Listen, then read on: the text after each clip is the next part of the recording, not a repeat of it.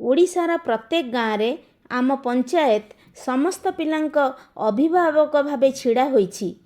ଆମ ଗାଁର ଆଖପାଖରେ ଥିବା ଅନାଥ, ଭିନ୍ନକ୍ଷମ, ଏକାକୀ ମାଆର ପିଲା ଏବଂ ସ୍କୁଲ ନ ଯାଇ ପାଠ ଛାଡ଼ି କାମ କରୁଥିବା ପିଲାମାନେ ଏହି ପଞ୍ଚାୟତର ପ୍ରାଥମିକତା। ଆମ ପଞ୍ଚାୟତ ସ୍ତରର ଶିଶୁ ସୁରକ୍ଷା କମିଟି PLCPC ପିଲାମାନଙ୍କର ସୁରକ୍ଷା ପାଇଁ କାର୍ଯ୍ୟ କରେ। ଗ୍ରାମ ସର୍ବେକ୍ଷଣ ମାଧ୍ୟମରେ PLCPC ଦୁର୍ବଳ ପିଲାମାନଙ୍କୁ ଚିହ୍ନଟ କରେ। ବିପଦପୂର୍ଣ୍ଣ ଅବସ୍ଥାରେ ଥିବା ଶିଶୁମାନଙ୍କୁ ଟ୍ରାକ୍ କରି ସେମାନଙ୍କର ଆବଶ୍ୟକତା, ସମସ୍ୟା ଓ ପ୍ରଗତିର ରେଜିଷ୍ଟର ପରିଚାଳନା କରେ।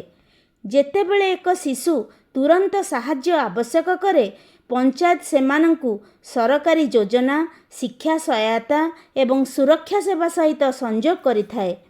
ବାଲସଭା ଏବଂ ଶିଶୁ ସଂଗଠନ ମାଧ୍ୟମରେ ପିଲାମାନେ ସିଧାସଳଖ ନିଜର ସ୍ୱର ଉତ୍ତୋଳନ କରନ୍ତି, ନିଜର ଆବଶ୍ୟକତା ଜଣାଇଥାନ୍ତି।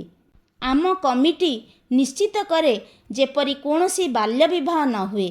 ଆମେ ବିଦ୍ୟାଳୟର ଉପସ୍ଥାନ ଉପରେ ନଜର ରଖୁ, ଶିଶୁ ଶ୍ରମିକ ବନ୍ଦ କରୁ, ଭିନ୍ନକ୍ଷମ ପିଲାମାନଙ୍କୁ ସ୍ୱତନ୍ତ୍ର ସେବା ଓ ସହାୟତା ପାଇଁ ସମର୍ଥନ କରୁ। ପ୍ରତ୍ୟେକ ଅଙ୍ଗନୱାଡ଼ି କର୍ମୀ, ୱାର୍ଡ଼ ମେମ୍ବର ଏବଂ ଶିକ୍ଷକ ହେଉଛନ୍ତି ଆମ ଦଳର ସଦସ୍ୟ। ଯେତେବେଳେ ସମାଜ ଏକାଠି କାର୍ଯ୍ୟ କରେ, ସେତେବେଳେ କୌଣସି ପିଲା ଅଦୃଶ୍ୟ ହୋଇ ରହିନଥାଏ। ଆପଣ ଅସୁବିଧାରେ ଥିବା କୌଣସି ଶିଶୁଙ୍କୁ ରିପୋର୍ଟ କରନ୍ତୁ। PLCPC ମିଟିଂରେ ଯୋଗ ଦିଅନ୍ତୁ। ଆମେ ମିଳିତ ଭାବରେ ପ୍ରତ୍ୟେକ ପିଲାର ଚାରିପାଖରେ ଏକ ସୁରକ୍ଷାର ବୃତ୍ତ ନିର୍ମାଣ କରିବା। ଆମର ପଞ୍ଚାୟତ, ଆମର ଦାୟିତ୍ୱ, ଆମ ପିଲାମାନଙ୍କର ଉଜ୍ଜ୍ୱଳ ଭବିଷ୍ୟତ।